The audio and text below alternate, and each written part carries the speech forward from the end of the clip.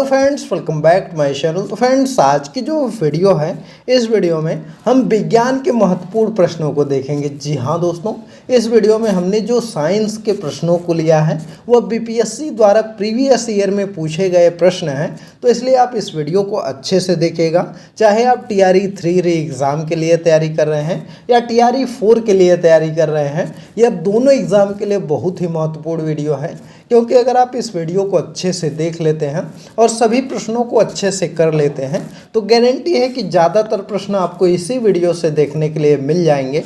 तो चलिए वीडियो को स्टार्ट करते हैं। पहला प्रश्न आपका है कि गति को सर्वप्रथम किसने परिभाषित किया। जी हाँ दोस्तों, पूछा गया है कि जो गति को सर्वप्रथम किसने परिभाषित किया था, तो वह किए थे आपके गैलीलियो ने। जी हाँ दोस्तों, सर्वप्रथम जो है कि गैलीलियो ने जो है वह एक समान रेखीय गति को परिभाषित किया था। तो इनके अनुसार जो है कि प्रति इकाई समय में तय की गई दूरी को गति कहते हैं। तो यह कहते, तो इसको आप याद रखिएगा। इसका ऑप्शन ए वाला ऑप्शन आपका सही हो जाएगा। दोस्तों, साइंस में हमने पहले जो है वह आपके जो आपका भौतिक विज्ञान है उसके प्रश्नों को शामिल किया है, फिर हमने जो है कि केमिस्ट्री के प्रश्नों को शामिल किया है और लास्ट में हमने विज्ञान के जो है कि जीव विज्ञान के प्रश्नों को शामिल किया है। तो आप उसको अच्छे से देखिएगा। चलिए अगला प्रश्न है कि लोलक की कालावधि, तो लोलक की कालावधि किस पर निर्भर करती है। तो देखिए, अगर हम बात करें तो जो लोलक की कालावधि होती है वह आपके लंबाई पर निर्भर करती है। जी हाँ दोस्तों, लोलक की जो काल अवधि होती है वह किस पर निर्भर करती है, तो वह आपके लंबाई पर निर्भर करती है। इसको आप याद रखिएगा। इसका सूत्र आपका क्या होता है, T बराबर आपका होता है 2 पाई अंडर रूट आपका हो जाता है L/G। तो इस चीज़ को आप याद रखिएगा। T बराबर होता है 2 पाई अंडर रूट में L/G। तो इसको याद रखेंगे, जहाँ पर पाई और G आपका नियतांक होता है। तो इस चीज़ को आप याद रखिएगा। चलिए अगला प्रश्न हम देखते हैं। अगला प्रश्न आपका है कि बल गुणनफल है। तो देखिए, अगर हम बात करें बल का, तो बल किसका गुणनफल है। तो देखिए, जो बल होता है वह द्रव्यमान और वेग का गुणनफल है। जी हाँ दोस्तों, यहाँ पर क्या हो जाएगा, द्रव्यमान और त्वरण। जी हाँ दोस्तों, वेग नहीं, द्रव्यमान और त्वरण का होता है। क्योंकि क्या होता है, F बराबर क्या होता है, M में होता है आपका, M से आपका हो गया द्रव्यमान और A से आपका क्या हो गया, त्वरण हो गया। तो इस चीज़ को आप याद रखिएगा। चलिए अगला प्रश्न देखते हैं। अगले प्रश्न की बात करें तो अगला प्रश्न है कि त्वरण ज्ञात करने का सही सूत्र कौन सा है। तो देखिए, अगर हम बात करें त्वरण ज्ञात करने के लिए, तो यहाँ पर देखिए जो त्वरण ज्ञात करने के लिए सही सूत्र है वह आपका होता है A बराबर आपका होता है V-U/T। जी हाँ दोस्तों, क्या होता है, A बराबर V-U/T। यह आपका वेग ज्ञात करने का सही, त्वरण ज्ञात करने का सही सूत्र होता है। तो इसको याद रखिएगा। फिलहाल इसमें अगर हम ऑप्शन की बात करो तो यहाँ पर देखिए, यह जो T है अगर यह पूरा नीचे लगा रहता है यहाँ पर, तो यह वाला ऑप्शन आपका सही हो जाता। बाकी इसके अलावा जो भी ऑप्शन आपके दिए गए हैं वह गलत दिए गए हैं। तो इसलिए आप इसको कर लीजिएगा। इसको याद रखिएगा कि त्वरण ज्ञात करने का जो सूत्र होता है वह होता है A बराबर V-U/T। तो इस चीज़ को आप याद रखिएगा। चलिए दोस्तों, अगला प्रश्न हम देखते हैं। अगले प्रश्न की अगर हम बात करें तो अगला जो प्रश्न आपका है वह आपका क्या है, वह है कि अलग अलग द्रव्यमान की दो वस्तुएं चंद्रमा के सतह के पास स्वतंत्र रूप से गिरने से क्या होगा। तो देखिए, अलग अलग द्रव्यमान की अगर दो वस्तुएं चंद्रमा की सतह के पास स्वतंत्र रूप से गिराई जाए तो उसमें क्या होगा। तो उसमें देखिए, इसका जो सही आंसर है वह है ऑप्शन नंबर डी, उसका अलग अलग त्वरण होगा। तो इस चीज़ को आप याद रखिएगा, जो है कि उसका अलग अलग त्वरण होगा। चलिए अगला प्रश्न देखते हैं। अगले प्रश्न की बात करें तो वह आपका है कि वॉशिंग मशीन का कार्यकारी सिद्धांत क्या है। तो देखिए, अगर हम बात करें वॉशिंग मशीन का जो कार्यकारी सिद्धांत होता है यह है अपकेंद्रण। जी हाँ दोस्तों, वॉशिंग मशीन जो है यह आपके अपकेंद्रण पर काम करती है। तो इसको याद रखिएगा। यह जो है आपका प्रतिक्रिया बल जो कि परिणाम में अपकेंद्रल बल के बराबर होता है, परंतु जिसकी दिशा अपकेंद्रीय बल के विपरीत में होती है। और अपकेंद्रीय बल जो है वह कहलाता है, और कपड़ा साफ करने की मशीन हो गया, दूध से मक्खन निकालने की मशीन हो गया, तो इन सब में जो है वह अपकेंद्रीय बल का प्रयोग होता है। तो इस चीज़ को आप याद रखिएगा। दोस्तों, यह वीडियो आपको कैसी लग रही है कमेंट करके बताइए। लीजिए। और दूसरी चीज़ सबसे इम्पॉर्टेंट यह है कि आप हमको टेलीग्राम पर ज़रूर फॉलो कर लीजिए। टेलीग्राम चैनल का लिंक इस वीडियो के डिस्क्रिप्शन में दिया गया है, क्योंकि वहाँ पर आपको जब भी वीडियो अपलोड होता है तो उसका लिंक वगैरह भी दिया जाता है। साथ ही में कोई सूचना रहती है तो शेयर कर दिया जाता है, या कोई PDF वगैरह रहता तो वह भी वहाँ पर शेयर किया जाता है। तो इसलिए वहाँ पर हमको ज़रूर फॉलो करिए, और चैनल पर नए हैं तो चैनल को ज़रूर सब्सक्राइब कर लीजिएगा। और सबसे इम्पॉर्टेंट है दोस्तों कि हम जो है कि जितनी भी वीडियो अपलोड कर रहे हैं अभी एग्ज़ाम तक आपका पार्ट वाइज करके अपलोड कर रहे हैं, तो आप सभी पार्ट को देख जाइएगा। अगर आप सभी पार्ट को देख लेते हैं और जितने क्वेश्चन करवा रहे हैं सिर्फ उतने ही क्वेश्चन आप अच्छे से पढ़ लीजिए, आपका BPSC TRE 3 री एग्ज़ाम जरूर निकल जाएगा। तो चलिए अगला प्रश्न है कि निम्नलिखित में से कौन सी राशि सदिश नहीं है। तो देखिए अगर हम बात करें इनमें से कौन सी राशि जो है वह आपका सदिश नहीं है, तो इसका जो डी वाला ऑप्शन है आपका आयतन, यह सदिश नहीं है। इसके अलावा आपका विस्थापन हो गया, वेग हो गया, बल हो गया, यह सब आपके सदिश राशियां हैं। तो इसको आप याद रखिएगा। सदिश राशियां क्या होती हैं, तो वे राशियां होती हैं जिनमें परिणाम के साथ साथ दिशा भी बताती हैं, वे सदिश राशियां होती हैं। और जिसमें सिर्फ परिणाम होता है, दिशा नहीं बताती हैं, तो वह आपकी अदिश राशियां होती हैं। चलिए अगला प्रश्न देखते हैं। अगर हम अगले प्रश्न की बात करें तो अगला प्रश्न है कि पदार्थ के संवेग और वेग के अनुपात में कौन सी भौतिक राशि प्राप्त की जाती है। तो पदार्थ के संवेग और वेग के अनुपात से अगर हम पता करें कि कौन सी भौतिक राशि प्राप्त की जाती है, तो इसका जो सही आंसर आपका हो जाएगा वह हो जाएगा द्रव्यमान। जी हाँ दोस्तों, द्रव्यमान इससे जो है कि प्राप्त किया जाता है, तो इस चीज़ को आप याद रखिएगा। चलिए अगला प्रश्न देखा जाए। अगले प्रश्न की बात करें तो अगला प्रश्न है कि 1 किलोमीटर दूरी का तात्पर्य है। तो देखिए 1 किलोमीटर दूरी का तात्पर्य क्या होता है, तो 1000 मीटर होता है। यह तो नॉर्मल सा क्वेश्चन है, और यह जो है कि BPSC द्वारा क्वेश्चन पूछा गया है, तो इसको आप याद रखिएगा कि 1 किलोमीटर में 1000 मीटर होता है। वहीं अगर हम बात करें 100 मीटर में कितना हेक्टोमीटर होता है, तो 1 हेक्टोमीटर होता है। 1000 सेंटीमीटर में 1 डेकामीटर होता है, और 100 सेंटीमीटर में 1 मीटर होता है। तो इस चीज़ को आप याद रखिएगा। चलिए दोस्तों अगला प्रश्न हम देखते हैं। अगला प्रश्न आपका है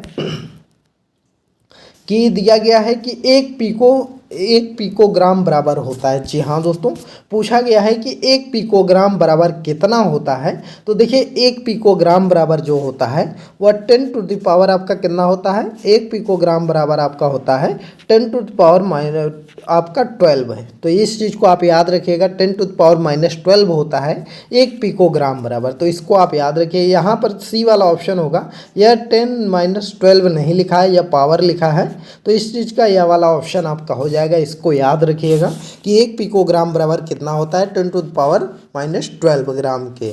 चलिए अगला प्रश्न देखते हैं। अगला प्रश्न है कि उस वैज्ञानिक का नाम बताइए जिसने कहा था कि पदार्थ को ऊर्जा में बदला जा सकता है। जी हाँ दोस्तों, इम्पोर्टेंट प्रश्न है, यह बहुत ही इम्पोर्टेंट है कि ये आपका क्वेश्चन है कि उस वैज्ञानिक का नाम बताना आपको जिसने यह कहा था कि पदार्थ को ऊर्जा में बदला जा सकता है। तो इसका जो सही आंसर है वह है आइंस्टीन। जी हाँ दोस्तों, आइंस्टीन ने कहा था कि द्रव्यमान को ऊर्जा में बदला जा सकता है। चलिए अगला प्रश्न देखते हैं।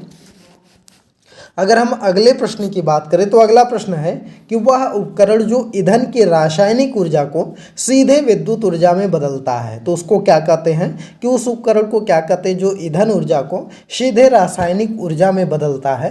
तो इसका जो सही आंसर है वह है ईंधन सेल। जी हाँ दोस्तों, उसको ईंधन सेल बोला जाता है। तो इस चीज़ को आप याद रखिएगा। ईंधन सेल एक विद्युत रासायनिक युक्ति होती है जो कि ईंधन से प्राप्त रासायनिक ऊर्जा को सीधे विद्युत ऊर्जा में परिवर्तित करती है। और ईंधन सेल हाइड्रोजन तथा ऑक्सीजन को सम्मिश्रित कर विद्युत धारा का जो है कि निर्माण करती है, तथा इस प्रक्रिया में जल उत्पादन में जो है होता है। और ईंधन सेल भी एक साधारण बैटरी की भांति जो है रासायनिक ऊर्जा को विद्युत ऊर्जा में जो है परिवर्तित करता है, परंतु यह ऊर्जा का संचय नहीं करता है। तो इस चीज़ को भी आप याद रखिएगा। चलिए अगला प्रश्न देख लिया जाए। अगर हम अगले प्रश्न की बात करें तो अगला प्रश्न आपका है कि टूटी हुई हड्डियों की रक्षा के लिए प्लास्टर ऑफ पेरिस का प्रयोग होता है या है। तो पूछा गया है कि जो टूटी हुई हड्डियों की रक्षा के लिए प्लास्टर ऑफ पेरिस का प्रयोग किया जाता है तो यह किस चीज़ का होता है। तो इसका जो सही आंसर है वह है डी वाला ऑप्शन, जिप्सम का। जी हाँ दोस्तों, यह जिप्सम का होता है। और जिप्सम का अगर हम रासायनिक सूत्र की बात करें तो क्या होता है, CaSO4 होता है आपका इंटू 2H2O होता है। तो इस चीज़ को याद रखें, क्या होता है, CaSO4 होता है इंटू 2H2O होता है। तो इसको आप याद रखिएगा, इंपॉर्टेंट है। चलिए दोस्तों अगला प्रश्न देखते हैं। अगला प्रश्न है कि प्लास्टर ऑफ पेरिस का सूत्र क्या है। देखिए अभी आपको बताया और उसका सूत्र पूछ भी लिया गया आपका कि प्लास्टर ऑफ पेरिस का सूत्र क्या होता है। तो CaSO4 का होल ट्वाइस होता है और उसके बाद 2H2O होता है। तो इस चीज़ को आप याद रखिएगा, इंपॉर्टेंट है। चलिए दोस्तों अगला प्रश्न हम लोग देख लेते हैं। अगर हम अगले प्रश्न की बात करें तो अगला प्रश्न आपका है कि एक हाइड्रोकार्बन जिसमें कार्बन के 2 परमाणु द्विबंध द्वारा जुड़े होते हैं। जी हाँ दोस्तों, आपको यह बताना है कि एक हाइड्रोकार्बन जिसमें कार्बन के 2 परमाणु द्विबंध द्वारा जुड़े होते हैं कहलाता है। तो यह देखिए इसका जो सही आंसर आपका हो जाएगा वह हो जाएगा एल्कीन। जी हाँ दोस्तों, एल्कीन में ही जो है कि कार्बन के 2 परमाणु द्विबंध द्वारा जुड़े होते हैं। एल्कीन में आपका एक एल्केन होता है, एल्केन में एक बंध द्वारा जुड़े होते हैं और आपका एल्कीन ग्रुप जो होता है उसमें 2 बंध द्वारा जुड़े होते हैं और एल्काइन ग्रुप जो होता है उसमें 3 बंध जुड़े होते हैं। तो इसको आप याद रखिएगा। चलिए अगला प्रश्न हम देखते हैं। अगले प्रश्न की बात करें तो अगला प्रश्न है कि सिरके का रासायनिक नाम है। तो सिरके के रासायनिक नाम को हम लोग क्या कहते हैं। तो सिरके के जो रासायनिक नाम को कहते हैं हम लोग एसिटिक अम्ल बोलते हैं। जी हाँ दोस्तों, सिरके में जो है कि कभी कभी पूछा जाता है कि सिरके में कौन सा अम्ल पाया जाता है। तो एसिटिक अम्ल सिरके में पाया जाता है जिसका कि सूत्र आपका होता है CH3COOH। जी हाँ दोस्तों, याद रखिएगा क्या होता है, CH3COOH होता है और इसका जो IPSC नेम है उसको कहते हैं एथनोइक अम्ल। तो इस चीज़ को भी आप याद रखिएगा। फिलहाल इसका नाम जो है एसिटिक अम्ल है, तो इसको याद रखेंगे। चलिए अगला प्रश्न देखते हैं। अगला प्रश्न आपका है कि निम्नलिखित में से कौन सा अम्ल सिरके में उपस्थित होता है। तो अभी आपको बताया कि सिरके में उपस्थित कौन सा अम्ल होता है। तो एसिटिक अम्ल आपका सिरके में उपस्थित होता है। अगला प्रश्न आपका दिया गया है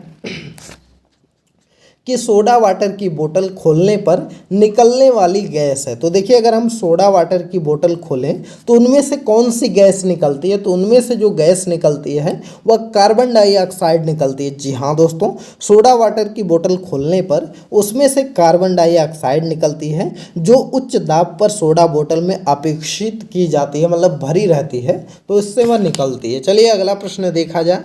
अगले प्रश्न की हम बात करें तो अगला प्रश्न आपका है कि खनिज क्या है। जी हाँ दोस्तों, पूछा गया है कि जो खनिज होता है, खनिज आपका क्या है। तो देखिए इसका जो सही आंसर है वह हो जाएगा आपका ऑप्शन नंबर बी। आप कार्बनिक ठोस जो है उसको खनिज बोलते हैं। तो बी वाला ऑप्शन आपका सही हो जाएगा। चलिए अगला प्रश्न देखा जाए।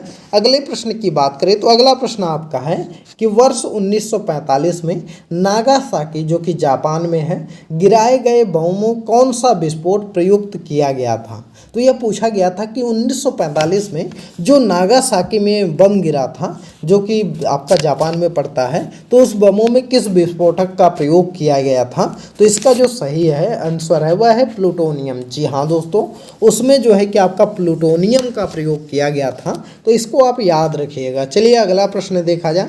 दोस्तों यहाँ से देखिए आपका जो है वह जीव विज्ञान के प्रश्न शुरू हो गए हैं, तो इसको आप याद रखिएगा।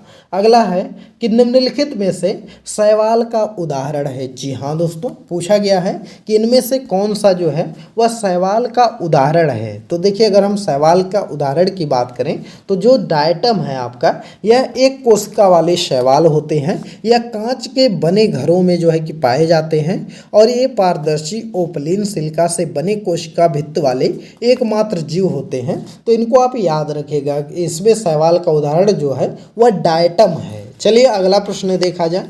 अगले प्रश्न की बात करें तो अगला प्रश्न है कि निम्नलिखित में से कौन सा प्राणी जगत का सबसे बड़ा संघ है। तो देखिए अगर हम बात करें प्राणी जगत का सबसे बड़ा संघ जो है वह आपका आर्थ्रोपोडा है। जी हाँ दोस्तों, आर्थ्रोपोडा जो है वह प्राणी जगत का सबसे बड़ा संघ है। तो इसको याद रखिएगा। अगला प्रश्न आपका है कि निम्न में से जैविक उर्वरक का सही उदाहरण कौन सा है। तो इसमें से जैविक उर्वरक के बारे में आपसे पूछा गया है। तो देखिए, अगर हम जैविक उर्वरक के बारे में बात करें तो जो आपका माइकोरिजल फंगी है यह भी आपका जैविक उर्वरक है। वहीं पर जो आपका ब्लू ग्रीन शैवाल है यह भी आपका जैविक उर्वरक है। लेकिन जो आपका बैसिलस यूरिजिनियस है यह आपका जैविक उर्वरक नहीं है। तो इसलिए फर्स्ट और सेकंड वाला ऑप्शन आपका सही हो जाएगा। और यह ऑप्शन आपका किस में दिया गया है, तो यहाँ पर देखिए, अगर हम इसमें बात करें तो यह जो ऑप्शन आपका है यह किसी में नहीं दिया गया है, यहाँ पर ऑप्शन ही नहीं है। तो इसलिए यहाँ पर हो जाएगा उपयुक्त में से कोई नहीं। फर्स्ट और सेकंड दोनों इसमें सही है, तो इसलिए उपयुक्त में से कोई नहीं ऑप्शन जो है वह आपका सही हो जाएगा। चलिए अगला प्रश्न देखा जाए। अगले प्रश्न की बात करें तो अगला प्रश्न है कि निम्न में से किस पौधे के खाद्य सामग्री संग्रहण करने के लिए स्टेम को संशोधित किया जाता है। जी हाँ दोस्तों, पूछा गया है कि इनमें से किस पौधे ने खाद्य सामग्री संग्रह करने के लिए अपने स्टेम को संशोधित किया। तो इसका जो सही आंसर आपका हो जाएगा वह आपका क्या हो जाएगा, वह आपका हो जाएगा अदरक। जी हाँ दोस्तों, अदरक जो है वह आपका खाद्य सामग्री को संग्रहित करने के लिए जो है स्टेम को संशोधित करता है। तो इसको याद रखिएगा। चलिए अगला प्रश्न देखते हैं। अगला प्रश्न है कि पूछा गया आपसे कि मानव शरीर में होता है, तो मानव शरीर में आपका क्या होता है। तो मानव शरीर में जो है कि लगभग 70% जल होता है। जी हाँ दोस्तों, 70% के आसपास मानव शरीर में जल पाया जाता है। तो इस चीज़ को आप याद रखिएगा। अगला प्रश्न देखते हैं। अगला प्रश्न आपका है कि एक पूछा गया है कि मानव स्वास्थ्य पर ओजोन अवक्षय को क्या प्रभाव हो सकते हैं। तो देखिए, जो ओजोन परत का क्षरण हो रहा है इससे जो है कि मानव स्वास्थ्य पर क्या प्रभाव पड़ सकते हैं। तो देखिए, एक तो धूप से जलना तो हो ही जाएगा, क्योंकि जब ओजोन जो है कि सूर्य की किरणों को नहीं रोक पाएगी तो सूर्य की किरणें सीधे धरती पर पड़ेंगी, तो आपका जो है कि धूप में जलना, सनबर्न तो होगा ही। और साथ ही में मोतियाबिंद भी लोगों को हो रहा है, आजकल बहुत ज़्यादा फैल रहा है, तो यह भी आपका हो जाएगा। वहीं पर अगर हम बात करें तो अगर पराबैंगनी किरणें धरती पर आएंगी तो त्वचा कैंसर लोगों को ज़्यादातर होने लगेगा, तो यह भी आपका ऑप्शन पड़ेगा। और त्वचा का मुरझाना तो ऑलरेडी सी बात है, जब जितना तेज धूप लगेगी त्वचा तो आपकी मुरझा ही जाएगी। तो इसलिए चारों ऑप्शन आपका सही है, तो इसलिए ए वाला ऑप्शन जो है वह आपका सही हो जाएगा। तो इसको आप याद रखिएगा। चलिए अगला प्रश्न देखते हैं। अगला प्रश्न है कि लिखा है करकुमा लौंगा कौन से मसाले का वैज्ञानिक नाम है। तो पूछा गया है जो करकुमा लौंगा है ये किस मसाले का वैज्ञानिक नाम है। तो इसका जो सही आंसर है वह है हल्दी। जी हाँ दोस्तों, हल्दी का जो है कि आपका वैज्ञानिक नाम जो है वह करकुमा लौंगा है, तो इसको याद रखिएगा। वहीं पर अगर हम जीरा की बात करें तो जीरा का जो रासायनिक आपका वैज्ञानिक नाम है, वैज्ञानिक नाम की बात करें तो जीरा का जो वैज्ञानिक नाम है वह क्यूमिनस साइमिनस है। जी हाँ दोस्तों, क्या है, क्यूमिनस साइमिनम है, तो इसको याद रखिएगा। अगर हम यहाँ पर देखिए, अगर हम बात करें यहाँ पर लौंग की, तो लौंग का जो आपका वैज्ञानिक नाम है वह है सीजीगियम एरोमेटिकम। जी हाँ दोस्तों, क्या है, सीजीगियम एरोमेटिकम, तो इसको याद रखिएगा। चलिए अगला प्रश्न देखा जाए। अगर हम अगले प्रश्न की बात करें तो वह आपका है कि वयस्क मानव के हाथों और पैरों की हड्डियों की संख्या मानव की सभी हड्डियों की संख्या के लगभग कितना प्रतिशत होता है। तो पूछा गया है कि जो वयस्क मानव के हाथों और पैरों की हड्डियों की संख्या है वह मानव की सभी हड्डियों की संख्या के लगभग कितने प्रतिशत के बराबर होता है। तो वह होता है आपका 50% के। जी हाँ दोस्तों, डी वाला ऑप्शन आपका सही हो जाएगा, 50% के बराबर होता है। अगला प्रश्न है कि पेलाग्रा निम्नलिखित में से किस विटामिन की कमी के कारण होता है। तो देखिए, अगर हम बात करें जो पेलाग्रा रोग होता है या आपके किस विटामिन की कमी के कारण होता है, तो यह होता है आपका विटामिन बी। जी हाँ दोस्तों, विटामिन B3 के कमी के कारण होता है, इस चीज़ को याद रखिएगा। विटामिन B3 के कमी के कारण आपका पेलाग्रा रोग होता है, तो इस चीज़ को आप याद रखेंगे। चलिए अगला प्रश्न देखते हैं। अगला प्रश्न आपका है कि कोबालामीन निम्नलिखित में से किस विटामिन का वैज्ञानिक नाम है। तो देखिए जो कोबालामीन है यह जो आपका विटामिन का वैज्ञानिक नाम है यह है B12। जी हाँ दोस्तों, B12 का जो है यह आपका वैज्ञानिक नाम है कोबालामीन। तो इस चीज़ को याद रखिएगा।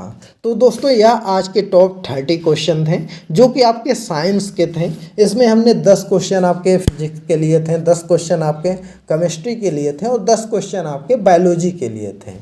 तो दोस्तों यह सभी इंपॉर्टेंट प्रश्न हैं। इस वीडियो को आप 2-3 बार रिपीट करके देख लीजिएगा जिससे कि आपको सभी क्वेश्चंस तैयार हो जाएंगे। और दोस्तों जो मैं क्वेश्चन आपको करवा रहा हूँ यह सभी बीपीएससी द्वारा पूछे गए प्रश्न हैं। कोई भी प्रश्न मैं इधर उधर से नहीं करवा रहा हूँ, क्योंकि प्रश्न करवाने के लिए क्या मैं तो 50-50, 100-100 वीडियो का प्रश्न का सेट ला सकता हूँ, लेकिन उसको करवाने से कोई फ़ायदा नहीं होगा। मैं सिर्फ वही सेलेक्टेड क्वेश्चन ला रहा हूँ जो कि आपके एग्ज़ाम में पूछा गया है या पूछे जाने के चांसेस हैं। तो इसलिए जितने भी पार्ट मैं साइंस का करवा रहा हूँ या भारतीय राष्ट्रीय आंदोलन के करवा रहा हूँ या बिहार स्पेशल के करवा रहा हूँ या भूगोल के करवा रहा हूँ, सभी प्रश्नों को आप करते जाइए। हमारे चैनल पर आपको प्लेलिस्ट मिल जाएगी, वहाँ पर सभी वीडियो को आप देख जाइए।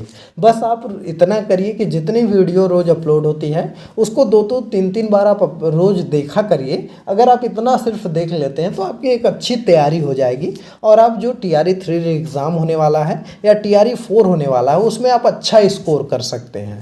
तो चलिए इस वीडियो को स्टॉप करते हैं। वीडियो आपको कैसी लगी कमेंट करके ज़रूर बताइएगा। अगर वीडियो पसंद आई हो तो वीडियो को लाइक करिए, ज़्यादा से ज़्यादा शेयर करिए और चैनल पर नए हैं तो चैनल को ज़रूर सब्सक्राइब करिए। चलिए मिलते हैं अगले एक नई वीडियो में एक नए टॉपिक के साथ। तब तक के लिए बाय बाय।